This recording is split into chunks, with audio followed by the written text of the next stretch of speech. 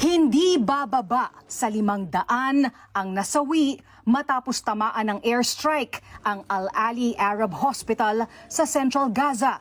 Ayon sa World Health Organization, paglabag sa international law ang pag-atake sa mga ospital, healthcare workers at inosenteng sibilyan. WHO strongly condemns the attack on Al-Ahli Arab Hospital in the north of the Gaza Strip. The hospital was operational with patients, healthcare givers, and internally displaced people sheltering there. Sumiklab ang mga protesta sa Libya, Turkey, Iraq, Lebanon, Tunisia at maging sa US para kondenahin ang pagpapasabog sa ospital. Isinisisi ng Palestinian Authority Health Minister ang malaking pagsabog sa Israel, bagay na pinabulaanan ng Israel Defense Forces. Giit ng IDF, failed rocket launch ng grupong Palestinian Islamic Jihad ang dapat sisihin. Itinanggi naman ito ng jihadist group.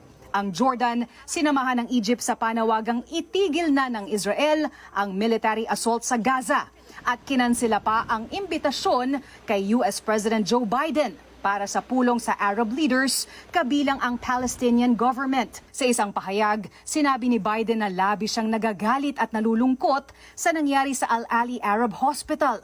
Nakipag-usap siya kay Jordan King Abdullah II at Israeli Prime Minister Benjamin Netanyahu at inutusan ng National Security Team na alamin ang tunay na nangyari. Sa huling tala ng WHO, mahigit 3,000 na ang nasawi at 11,000 ang sugatan sa Gaza.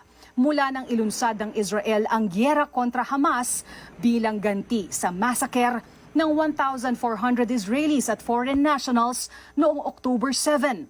Wala pang maibigay na pahayag ang Pilipinas tungkol sa pambobomba sa Al-Ali Arab Hospital. Pero ayon sa DFA, susuportahan ng Pilipinas ang ilalabas na statement ng Association of Southeast Asian Nations o ASEAN. It's moving.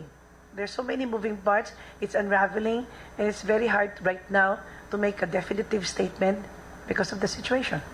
So the political part, the diplomatic part, is also being discussed simultaneous, or rather in tandem with what is happening on the ground.